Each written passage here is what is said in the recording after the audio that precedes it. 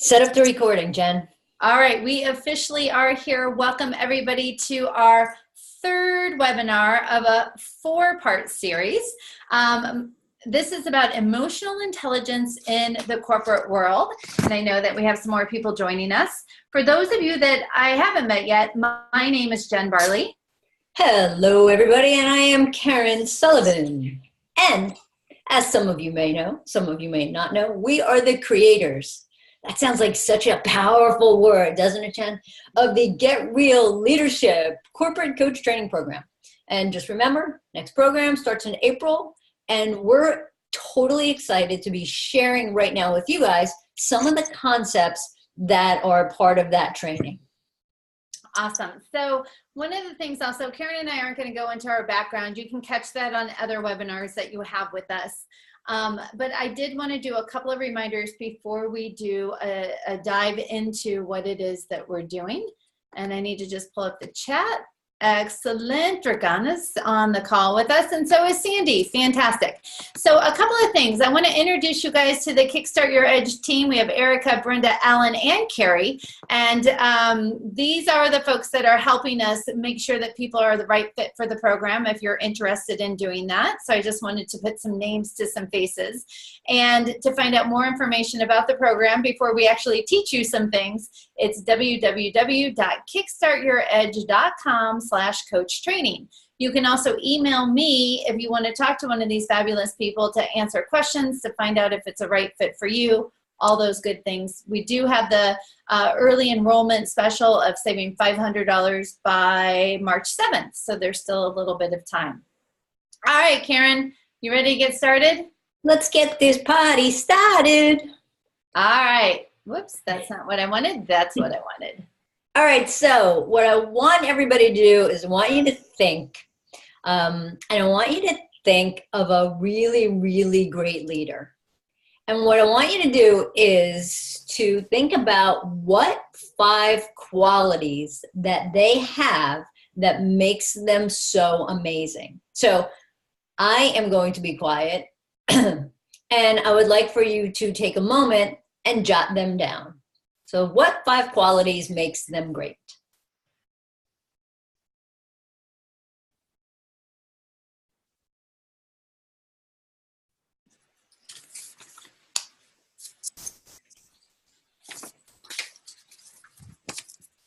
Awesome. So we have some that are coming in through chat, some that you guys wrote down, right? So some are responsive and not detached. Karen wrote in inspiring, supportive, real, non-judgmental, communicative, excellent. Listener, notice, listen, summarize, strategic, inspirational. Some more coming in. Funny, authentic, compassionate. So a lot of great things. So what we want you to do is take a look at the 5 qualities that you wrote down about a really great leader. And I'm going to have you categorize them on your paper. Here are the 4 categories. Is the quality something related to their technical expertise? Is the quality something related to their cognitive, their thinking, their smartness, their IQ, the way they process? Is the quality related to emotional? Or is there another category? So take a moment and go ahead and categorize them. Okay? Okay, so now you have them grouped together. So there might be 1 under technical expertise, 1 emotional, 1 under cognitive, 2 under other. It doesn't matter, right? So whatever it is, you categorize them. What we're going to do right now, though, is we're going to take a poll, and you're going to answer from the majority of where the category. So I just lost, there it is. I lost my polling technique. So I know, which is kind of crazy. So go ahead and vote. Did the majority of the qualities fit under technical expertise, under cognitive, under emotional, or under other? Now, this is a little bit of a clunky way to do this, but Karen and I have this fantastic exercise we do with our teams to actually get them to see the weight and the importance of this. But doing this virtually, this is our makeshift way of doing it. right? We are very resourceful like that. Actually, Jen, when we're done, maybe we can just tell them really quick how we do it. Oh, great idea. I thought so. Okay, excellent. So of all the people who are on the call, it looks like people are still voting on where things fit with the majority of the qualities of this particular leader. I'm going to give you guys 5 more seconds to vote. I know we have a couple of phone-in listeners. You can just be thinking of what that is. And I'm going to end the poll. And I'm going to share the results. So here we go. This is what we're looking at. 76% of the people on this call had the majority hitting the emotional elements, right? 19% actually had the majority under cognitive. 5% had it under other, and nobody had the majority coming in at the technical expertise, which is kind of interesting, right? So, Kara, let's talk a little bit about what does that really mean with leadership, with coaching, all of that good stuff. So one of the interesting things here is that when you think about it, we couldn't have skewed this poll this way if we actually tried to skew the poll this way. But the funny thing is the technical experience, how that pops up, it's almost like it doesn't pop up. So that's one of the big things about that. Sorry about that. It's just not important to be a great, inspiring leader. You know, we have other things, and we have things that pop up and things that don't pop up for us. But hey, when you think about technical experience, not really, really high up there. As far as the cognitive ability, right, we want people to be smart. We want them to have the expertise. We want them to bring in the smarts. And whatever that other is, obviously something else falls into that category. But when you boil things down, for the most part, things that make people the leader that you want, I mean, look what people are typing in, right? Compassionate, innovative, authentic, funny, good listener, communicative. All those things have to do with emotional intelligence. I love it. So even thinking about it, Kara, I want to ask the group here, the team that's on this call, is great leaders will make you feel a certain way. So when you have a really great leader around you, you work for them, you think of your favorite boss, a leader in the community, doesn't matter where, what are the ways that person makes you feel? Go ahead and type them into the chat. You can even raise your hand and we can call on you as well. But how does that person make you feel? So we have inspired, capable, valued, empowered, understood, cared for, included, connected, safe, heard, appreciated. We have a few values, that you matter or that I matter. Brings out the best in you. You try harder, do more, you care more. You're seen, you're understood, you're loved, you're confident. They are dependable. They're not overwhelmed. Scott says, I am seen and heard. Dragana, motivated to be the best version of myself. Alan, expands my belief in what's possible. Those are excellent, right? You know, it's interesting, Jen. When you think about that too, if, you know, it's funny, it makes me think of, like, you know, when you're a kid and it's Sunday night and you got to go to school the next day and it's just like, oh man, you don't want to go to school.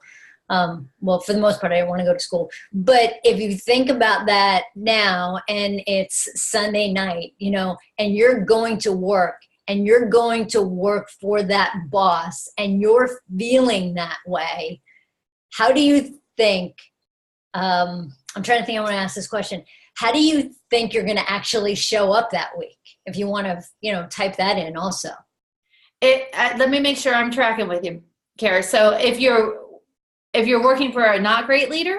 No, if you're working for somebody like this amazing got it. leader, right? Okay, This amazing leader that has all these amazing qualities, and you're feeling great. You're feeling loved. You're feeling confident. You're feeling valued. What kind of work are you going to do? So let me share some of these. Excited, eager, all in, playing full out, excited, energized, buzz, challenge, big stuff. I'm excited to work. I'm motivated. I work harder for them. I do my best. Maximizing potential. Great work. They go so fast. I read them fast. It's the Evelyn Wood speed reading of the chat. Yes. Looking forward to the day. Absolutely. So now let's kind of do a little bit something different here, guys. And I want you to think about and we won't go as long into this one, but I want you to think about, the worst boss that you ever worked for, or one of the, the horrible bosses. Think about what kind of qualities or characteristics they have. I'll just do this quick, and you can just type in a couple of them. We don't have to go into 5 of them, but just type in a couple. Fearful, micromanaging, not trusting, not authentic. Whoa, you told me shit rolls downhill. I love that. Egotistic, blaming, self-serving, negative. It's all about them. Self-absorbed, didn't have my back. Lack of emotional intelligence, saying, I love that. Couldn't see beyond their nose. Has an agenda, insecure, and big ego. Exactly. Now think of that, right? And now think about how you feel when you're working for this judgmental, shit rolls downhill, inflexible, self-centered, big ego micromanager. So how do you feel? Great. Demotivated, tired, frustrated, drained, anxious, like crap and drained, terrible, insignificant, diminished, a weight on my shoulders, treading on eggshells, stressed. Totally. So now think about this, right? Staying with the same thing that I did earlier, right? It's Sunday night, you're going to work Monday morning, and you're going to work for this boss. Imagine you're going to work now, feeling the things that you're feeling. Carrie's calling in sick. So how are you going to show up for the week? You have a migraine, you're sick, right? With dread, resisting going to work.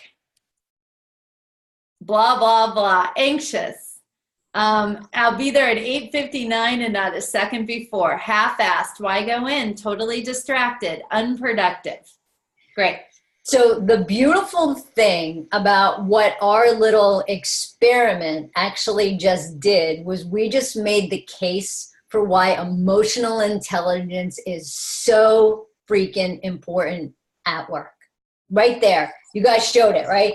Who do you want to be on Monday morning, working for that bad boss, or do you want to be working for that great leader? So all of this is so, so important because you guys you really did. You made a case for why this should be one of the things that people really focus on at work. And it's also interesting, Kara, because emotional intelligence is not an isolated event. Right? So the way that a leader shows up is going to affect the way the team shows up. That's going to affect the way the organization and the culture and all of that's created. So as a leader, being aware of my own emotional intelligence, how my emotions show up, what the messages are, how I can read them, how I interact with people, actually have a ripple effect throughout the entire organization, which makes it so critical if you are coaching or a leader of teams and individuals. Because part of this is we get called in to do this great coaching and teamwork. It's about how do we use emotional intelligence in corporate, which is interesting because people will often say, it's all business. There's no emotion in corporate. And that's just not true exactly from what we just illustrated. You know what too, Jen? And I think that a big thing is creating the awareness of how important this is, because I am a firm believer that people don't know what they don't know. So when you're able to highlight this, the way we just did with this good boss, bad boss thing, and actually just it's so black and white, and it's so right there, well, whatever colors you have, so right there in front of you that you can just basically say, hey, listen, here's the reason for it. This is why this is so important. So let's do this, Karen. Let's go ahead and take a look at our Kickstart Your Ed coaching model where emotions actually show up in 2 portions here. You want to review that? Yeah. So basically what we're going to talk about right here is this outer ring, right? The outer ring or the blue ring of using, emotional intelligence as a tool, a lot of different things are going to happen here. These are a lot of what we call the action items, right? This is about strategies. This is about tactics. This is about getting things done. This actually increases engagement, and this is going to really help you be a better leader. So now if we move in a little bit and we think about the other area where it shows up is in the green area. And this is with our favorite T4 model, right? It's the thoughts, the feelings, the actions, and the results. And if you think about it, all these are really important to the clients that we work with. And the real work is done if you, and this is the big thing, right? If you think about your thoughts, right? All the real work is actually done with the thoughts and the feelings, more so than the actions and the results when it comes to the coaching part. So what I mean by that is that when you're coaching or you're leading at that mastery level, your own emotional intelligence is going to come into play. So being able to see things that you might not have seen before, or being able to notice the shift, understanding some of the nuances. And Jenn and I talk about this all the time. It's about being a master in and understanding human behavior. So seeing what those underneath emotions actually are, seeing what's really going on besides what the client is really telling you. So being able to use awareness is going to help to create the big shifts. And, it's not about going, so how does this make you feel? Or what do you want to feel? That's just, those quite frankly don't fly very well in the corporate environment. And actually, I have to tell you, a lot of them don't really fly very well in the life coaching environment. But it's, how do you make you feel? Well, whatever. Or how do you want to feel? Well, I want to feel good. And sometimes that's all you get as an answer. So those things don't really land as well in a corporate environment. What else you want to throw in there, Jenn? So talking a little bit about that, it's to realize is then how do you get savvy at being able to pay attention to emotions and how they're showing up? So we're going to do a couple of different things. One is we're going to talk about in a group setting, and then we're going to actually talk about in one particular subscale of focus that you normally wouldn't think of being involved with emotional intelligence. So when Karen and I are working with teams or groups, and we are either doing team coaching, we're facilitating a workshop, we're teaching information, one of the things that we do is pay attention to what many people call the emotional field of the room, right? So what that means is that we have to notice when do emotions change and ebb and flow based on what's being talked about, what's being discussed, what's happening. It's not our job to say, whoa, I feel like everybody just got angry here, and for us to name it. Instead, we bring awareness to something shifted, something changed. So one of the ways to do that is, let's say they're in a discussion, is that we actually say, let's hold on 1 second. What just happened in here? Or we may say something like, something just shifted. What just happened to the energy? Or I feel like there was a dip. What are you guys noticing? Or, wow, there's a real buildup and excitement or a buildup happening here. What contributed to it? So what I'm saying is that by identifying a shift in the emotional field and pulling in the other team members is a great way to open up a discussion about what people are thinking, what's running through their head, where did the energy go? Did they sort of come together? Did they pull apart? What is the dynamic that the team is experiencing based on what's happening, right? Some people are going to do things like get frustrated, and the same situation is going to excite something else. So sometimes the emotional field, there's a tension that's there because everybody's not quite on the same page. So that's a great way to be able to do it.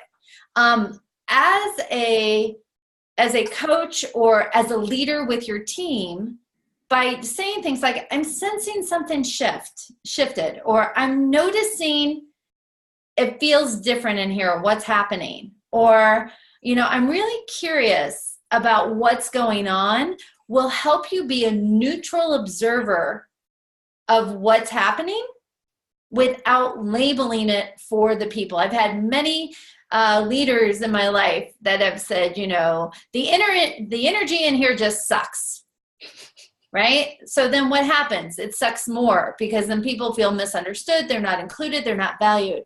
But to say, I feel like something shifted. Let's talk about what happened. Or, you know what, guys? I feel like I had you up until this point.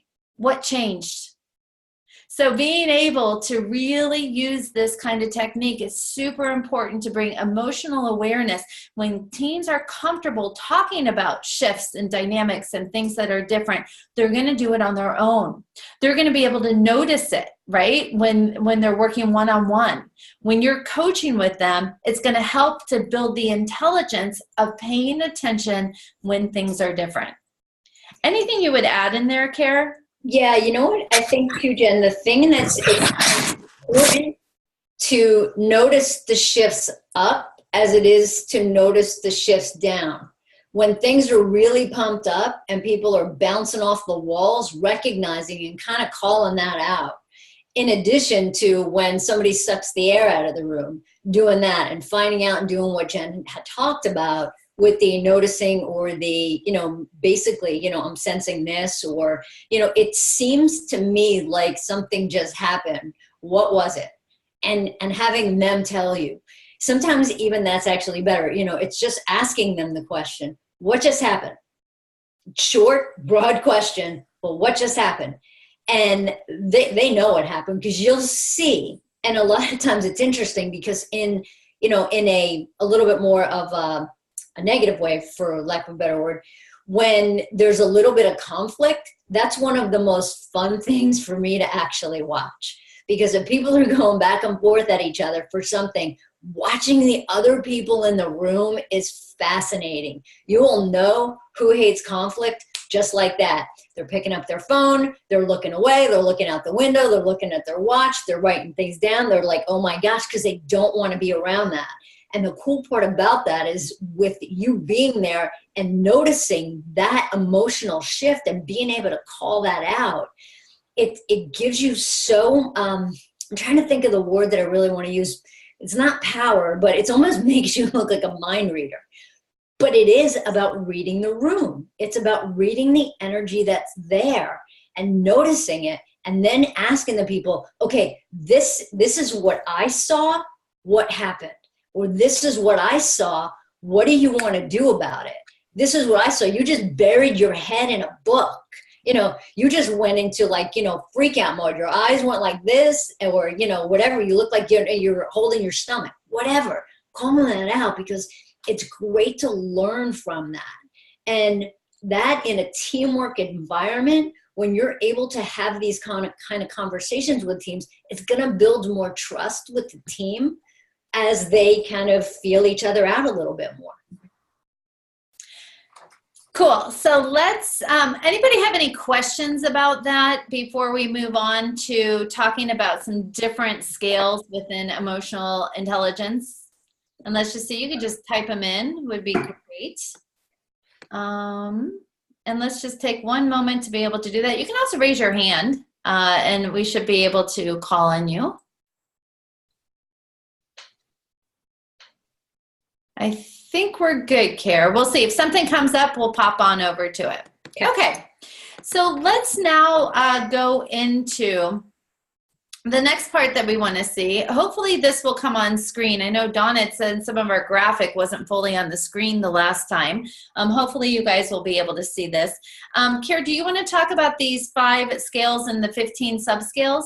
Yeah, and then you can go into the next part. So one of the things here is one of the models of the emotional intelligence model that we work is the EQI 2.0. So this is what we use in corporate coaching. So this is the graphic that actually shows the components. And then we're actually going to dig into a few of the subsections here. But if you look at it, there's 5 scales. It's funny, Jen, I just went to go point to the 5 scales, but I can't. That makes no sense of me pointing to my screen because nobody can see me pointing to my screen. So if thinking about the 5 scales, right? If there's 5 main components: self-perception, self-expression, interpersonal decision-making, and then stress management. And then it goes into 15 subscales. So under each of these 5 subscales is additional subscales.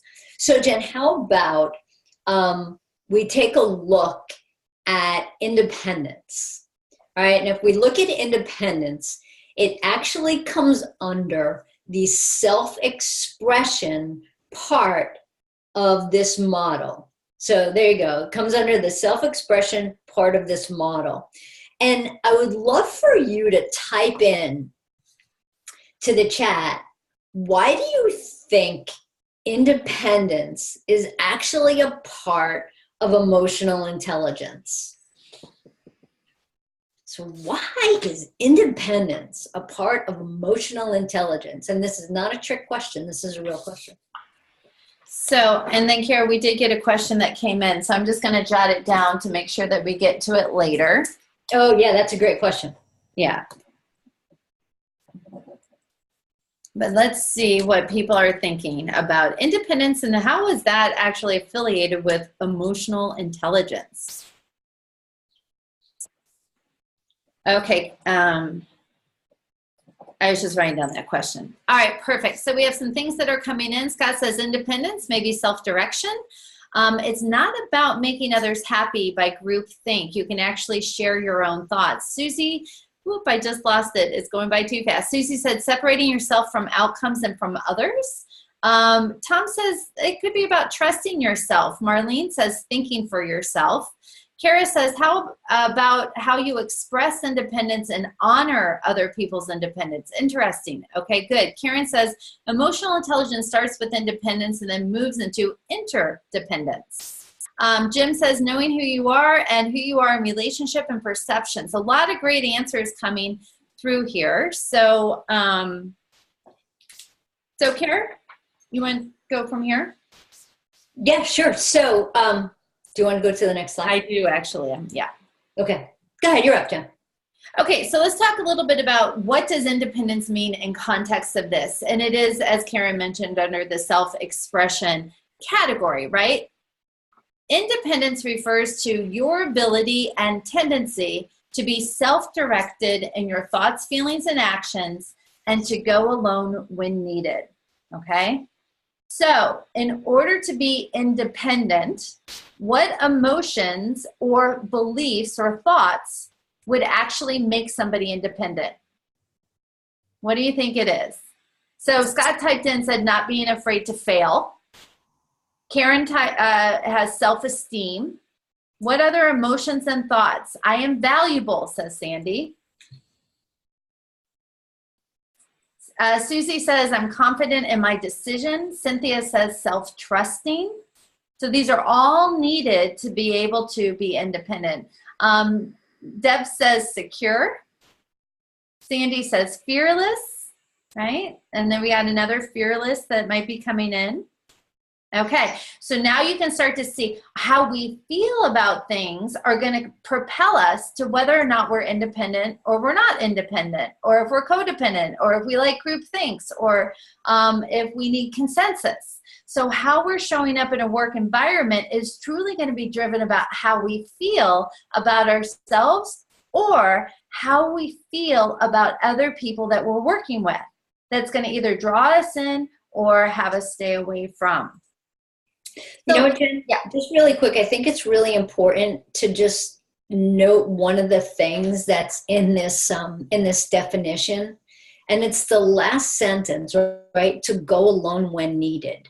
And I think that the to go alone when needed is really important. So it's not saying that you have to be the lone wolf all the time, but it's that you can. And that you have whatever, the knowledge, the skills, the ability, the confidence, whatever, so you feel good enough to do that. Again, not just that you have to do it all by yourself all the time. Love it. You know, it's funny, I'm thinking about this, Carrie. So this EQI, which has these 15 different subscales, 5 scales, I was doing a debrief with some actuaries, and actuaries tend to be very left brain, very smart, very numbers, Excel spreadsheet, very logical. So it was very interesting doing emotional intelligence work. And it was great. Absolutely loved it. Had a really great time with it. One of the people that I was doing a debrief on was saying that they don't do well in independence at all. They are often checking in with the group and getting other people's opinions. And when we got to the thing behind the thing of what is that really about, because it was presented as, I'm a very collaborative person. However, when you stripped all that away and we got to what is really driving it and what's going on, it's really, I'm afraid I'm going to make the wrong decision and get in trouble. So if I have everybody else supporting it, it must be the right thing. So it's actually the need for independence would be belief and confidence around they could handle whatever happened. But the downsides of being so collaborative is things took long. She didn't necessarily agree with the ultimate decision, even though she was the boss, right? And it actually wasted other people's time. So being able to see, so the emotional dependency she had was, I need to feel supported in this so that I feel secure in my job. So let me ask you guys this. I think I just gave away some of these answers, but I'll still ask the question anyway. I didn't realize I was going to do that. Okay. If somebody is too independent, how would that show up? Or if they're too independent, how could they possibly be perceived by other people? So the woman I talked about was not independent enough. Karen says pushing their agenda, not aware of other people's feelings, says Tom. Sandy says arrogant, self-serving, not a team player, not caring of others, insensitive. Love it, right? So if all of a sudden independence is off the chart, it creates a disconnect. It's non-collaborative. All of those really, really great things. Perfect. So here we're going to kind of summarize. Wonder what's happening here, Kara. Oh, I got wow, that was something I never did. Okay, so here's a lot of words on the slide deck, right? So how low independence could show up when people are emotionally clinging to other people's ideas, opinions, or feelings. Sometimes it could even be a yes person, right? Everybody's worked with them and, oh, that's a great idea. I love that idea. We could do that. Whatever you say, right? That's a low independence. That's following the crowd. Could be kissing ass. It could be playing politics. That's going to come in. So following the crowd. Sometimes it could be a lack of intellectual depth of really knowing what's going on. It could be a weak-minded, so to speak, maybe not a subject matter expertise, so therefore defaults to not being independent. Decisions come slow. Sometimes people will seem uninformed. Now, high independence means that you are autonomous and self-assured. And sometimes independence can be too active or overdone. So sometimes when people want to be, I don't need you. I don't need this team. I don't need, I'm going to withhold. I'm going to stonewall. I'm going to emotionally withhold from another person. I might detach. I might isolate. I might go sulk in a corner, right? If I feel like I'm not in alignment with everybody else. It could be counter-dependent or uncollaborative. So a lot of different ways to be able to show up here. And the key thing is it's all based on how we're feeling about a situation, which deconstructed is what is our thoughts and our belief that is creating it. Okay. You know what, Jen? I think too here, it's about thinking. Actually, you know, before I talk about that, let's find out from the group here, where do they believe that the real coaching is when you have somebody that might be a little bit lower in the independent area. So in the independence area, on their emotional intelligence, where's the opportunity for coaching?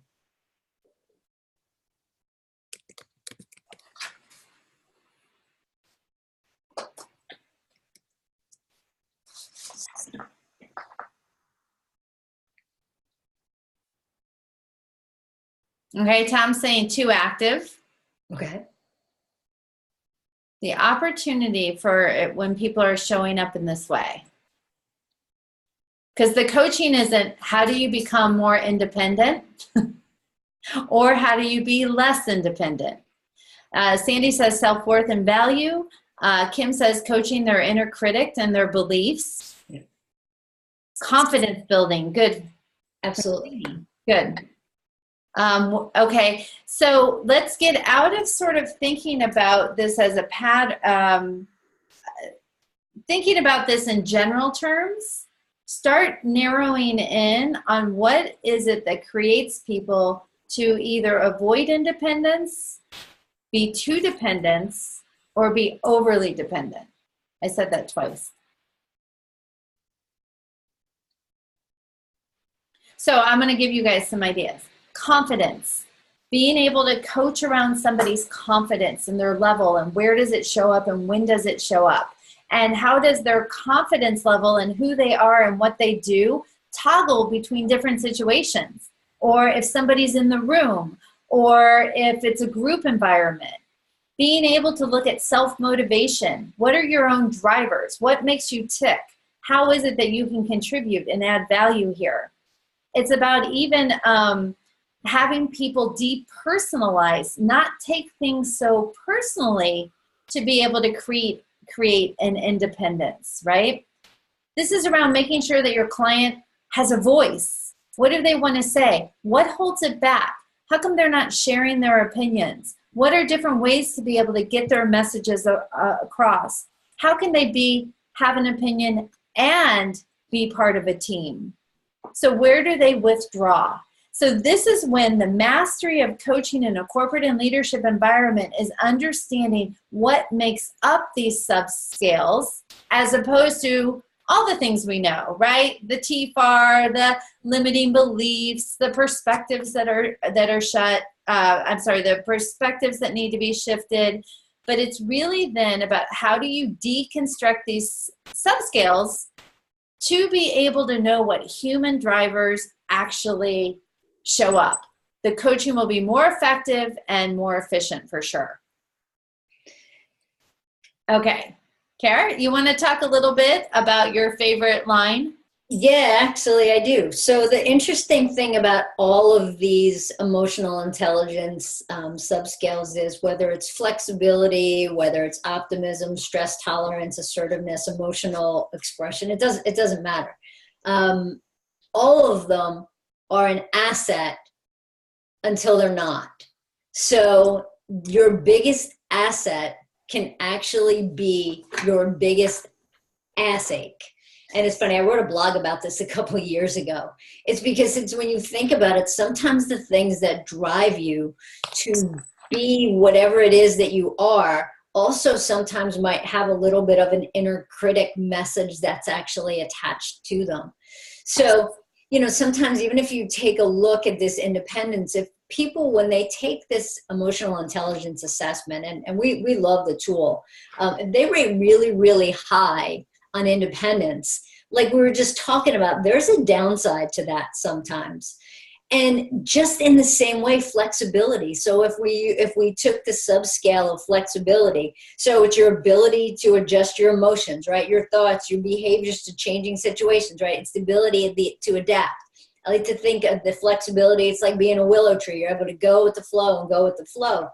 But the thing is, on the other side of that, then, if you're too flexible, then what? So it can help you in certain times, and it's a good thing.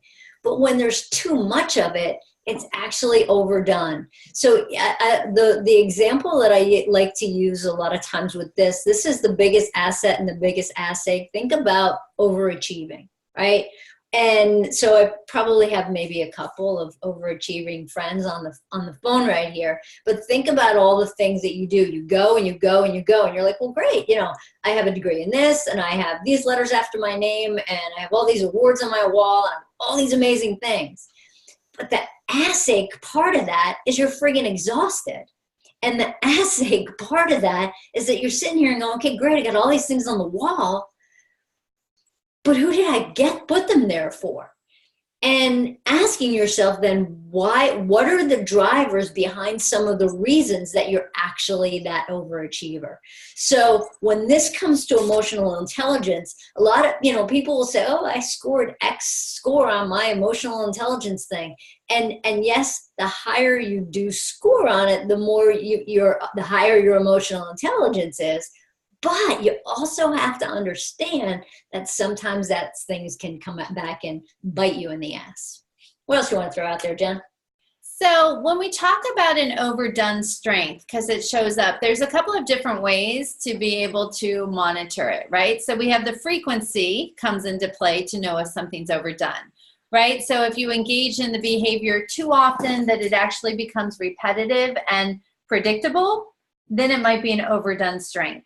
The intensity is that there's too much emphasis or passion behind the actual behavior. The duration is that you engage in the behavior for too long that it loses its actual effect. It no longer resonates or feels real for other people or for yourself. And then the fourth thing is that can cause something to know if it's being overdone or not is the context, right? So it's the wrong tool or the wrong approach for a given time in a situation. So being able to notice the patterns that our clients and that our employees have around their frequency, intensity, duration, and context around a certain behavior or emotional intelligence scale is really important for you to be able to monitor. So the big part about this then is actually thinking back again to the overdone, independence. It's thinking about that emotionally withholding, right? Then you're not collaborative, you're detached, you're isolated, and you need to have something to actually push against to actually get you to do something. So those are really important to just know that, to keep that in the back of your head. Love it. Howard types in, is not persistence part of resilience, right? It depends.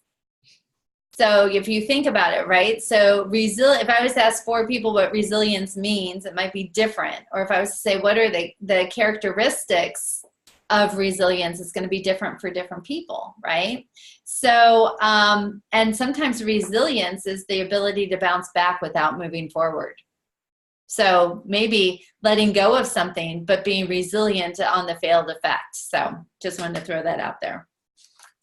So as we sort of think about the independence, right, and we look at stuff, it's going to show up in different ways when it's overdone. So one of the ways from a relationship perspective that independence can be overdone is because it's a force that's constantly pulling someone out of relationship with other people. And even if you're an individual contributor within an organization, you still have teams and you still have different people that you work with, or the matrix organizations.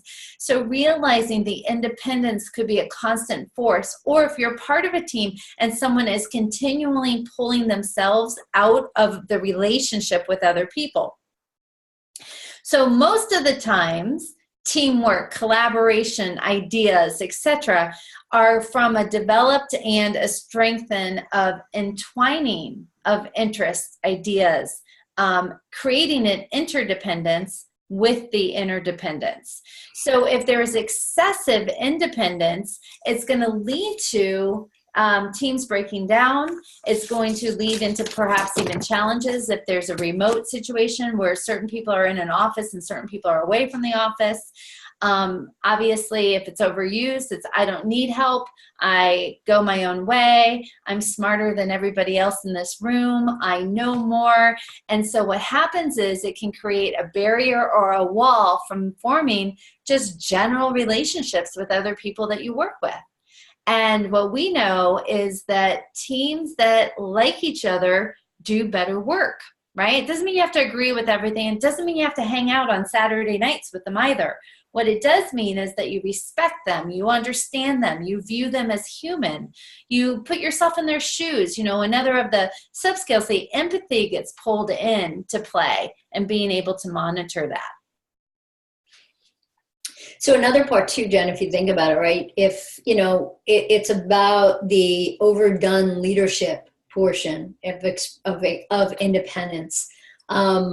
So it's that thinking, hey, I could do this all by myself. I don't need anybody.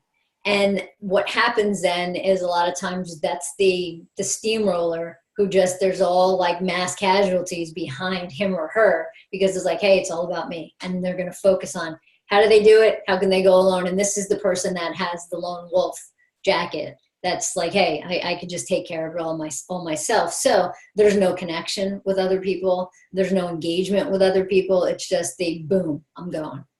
You know, thinking about that, even so, if I am overused in my independence and I'm leading a team of 5 people, what is the message that's there, right? Can they come to me with their challenges? Will they come to me with their ideas? Do they think I'm engaged and fully playing full out? Where does it shut them down, my desire to be an independent thinker? So part of what we do with this is the 360-degree viewpoint of how does this emotional intelligent component come into play? How does it affect not only you, but your teams as well? So the other thing is that a lot of times when people say, I attend too many meetings, I don't want to be there, we don't have to talk about this. We have to realize is, where does independence actually affect productivity? Most of the time people say we have too many meetings, we're not getting enough stuff done, right?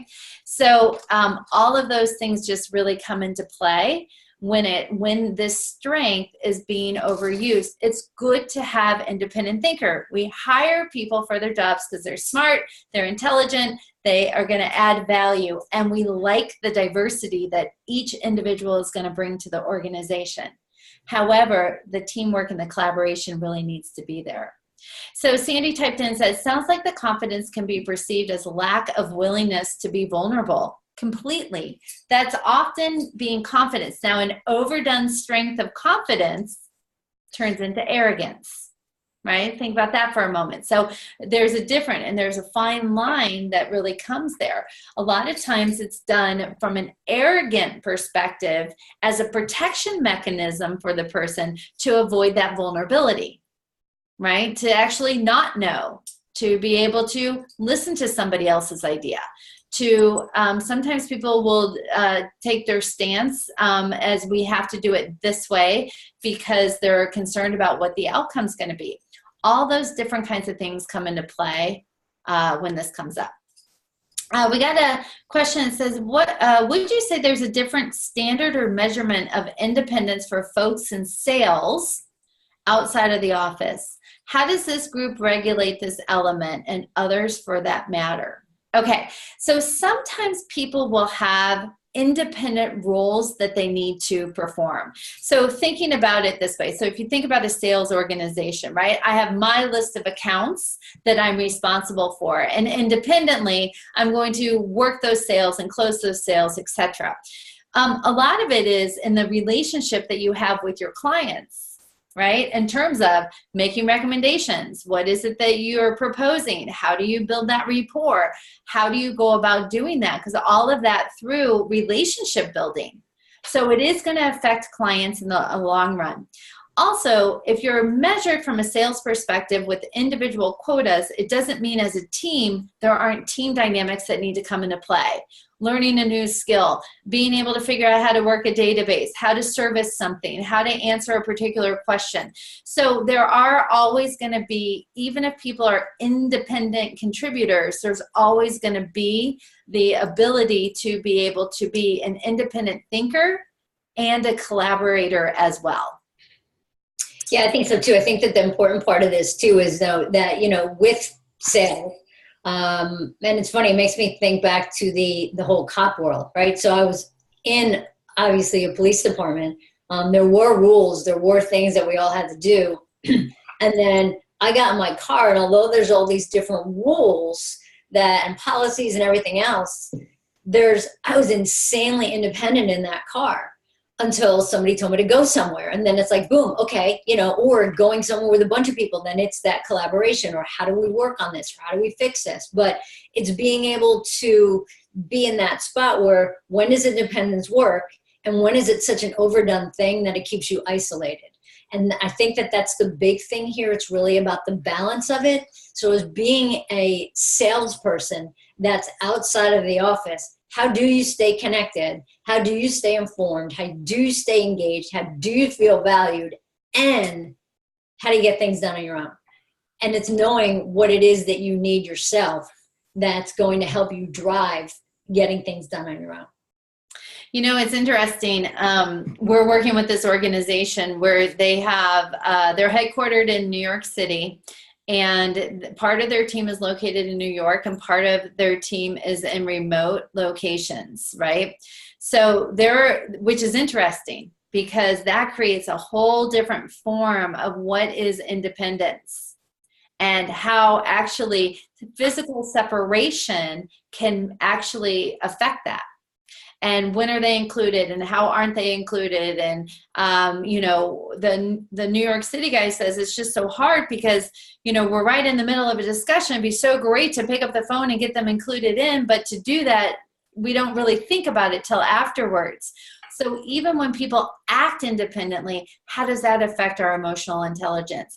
What is it? Are we making it personal about us, or are the other 5 remote employees feeling the same way regardless of who's doing it? So being able to explore those dynamics with teams and individuals, it comes up all over the place. But we never sit there and go, so how do you feel about that? What we do is we talk about, how does independence come into this? What are the components behind it? What are the thoughts, the feelings, the actions, and the results when things are overdone? What is the effect that's going to have on other people's perceptions? Those kinds of things. Cynthia typed in here and said, this discussion is so interesting. So many qualities we're trained to strengthen, and the awareness that too much of these traits can be detrimental is awakening for me. So absolutely love it. Kira, anything else that you want to add? The only thing I want to add, Jen, is do you just want to explain one of the cool, fun toys that we have? Oh, yeah.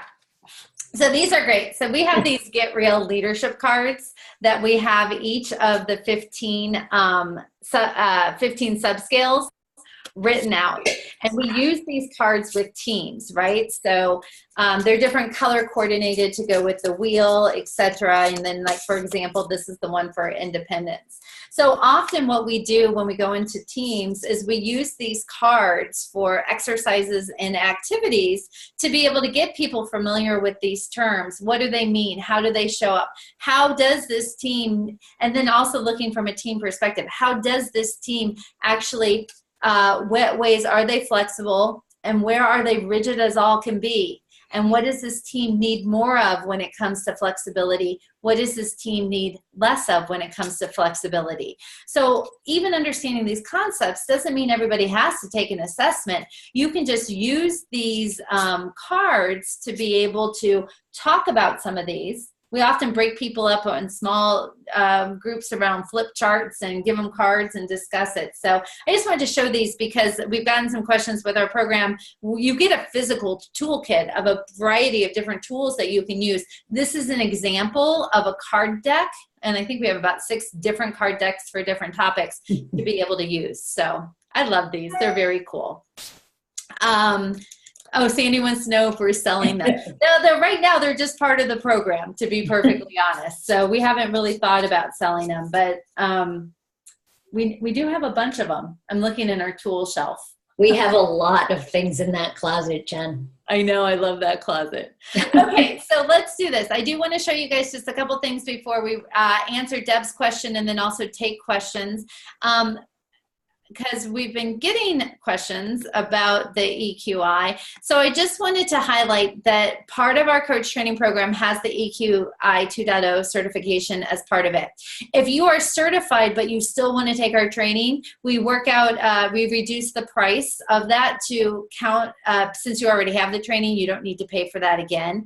The coolest thing about this assessment is that it is in 10 languages, and there's 6 different reports that can be generated, and one of them includes a 360 and looking at that.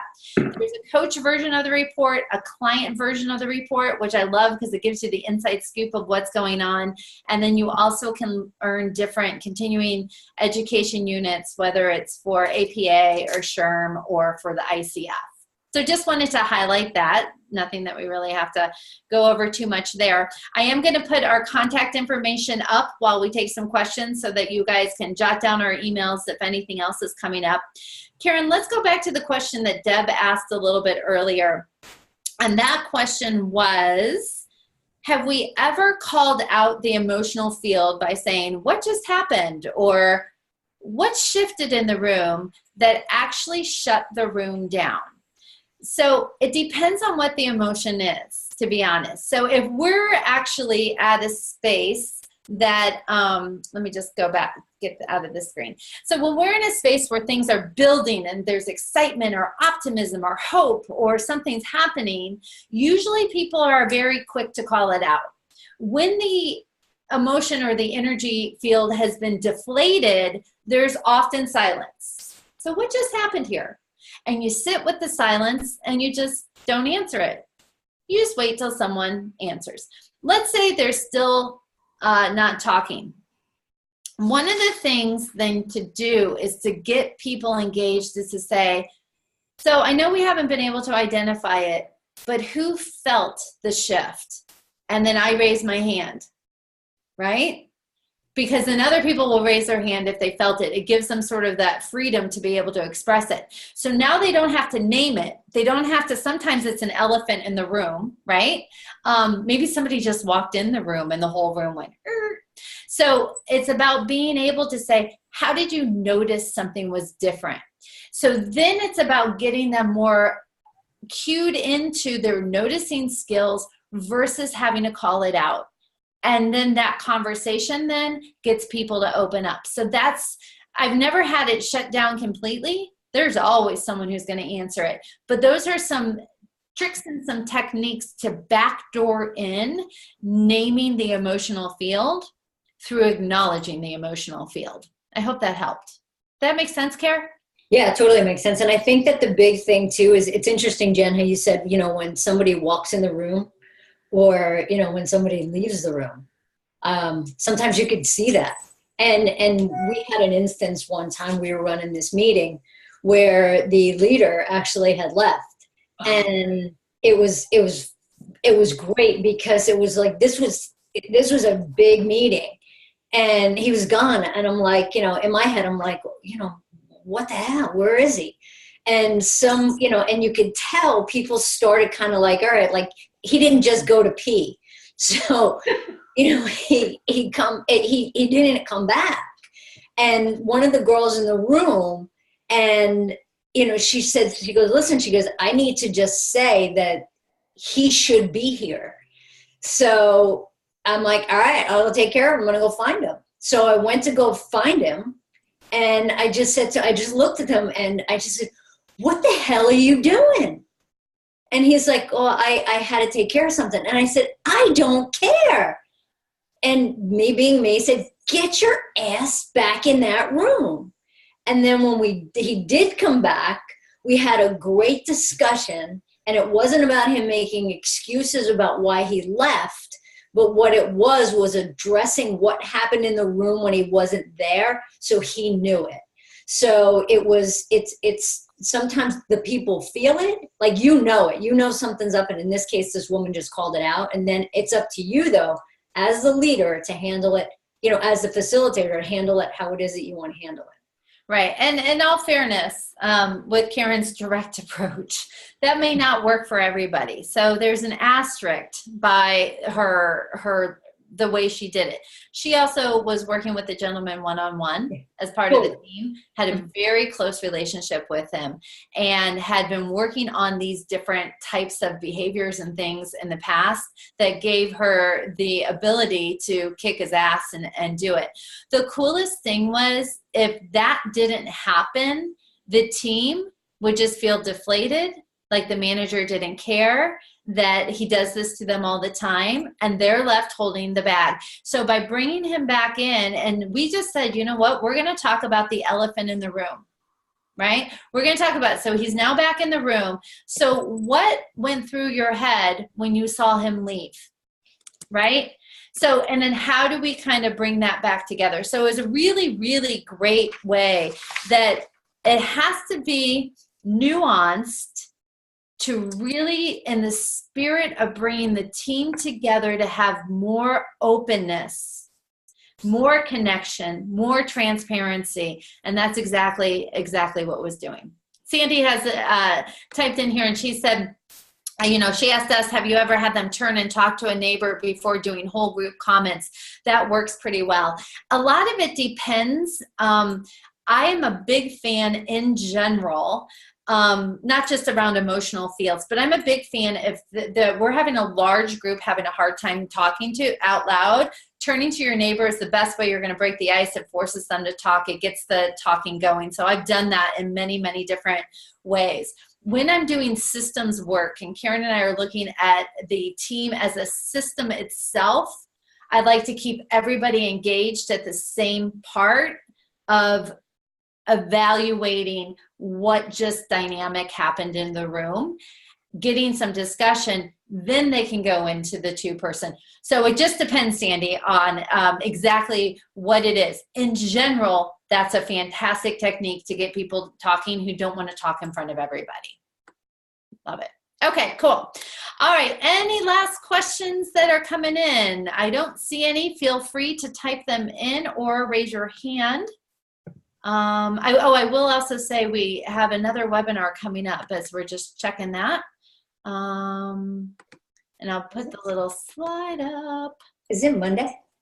It is Monday. So this is around a Q&A, right? So it's corporate coaching Q&A. So we have some questions that we've been saving for the last couple of weeks about how to handle different situations, how to deal with them, how to coach. And so definitely send us some emails if you have some ideas and thoughts that you want to talk about. And we're going to have a more of an open forum, but yet with some nice direction that comes with it. So I'll put this back up in case you want to email us any questions that you have. And remember, these do get recorded. So if you can't be here, we'll still answer your question. So Kara, anything else that you wanna say here? I just want to thank everybody for being here. And it's funny, I sent out a couple emails this morning to some people, and I gotta tell you, I love how people just jump on stuff and get things done. And you guys know exactly who I'm talking to. So sending lots of love here. But thank you everybody for showing up, and looking forward for Monday. Have a great weekend. All right, and I'm gonna end. All right, you guys, take care. Bye. Bye.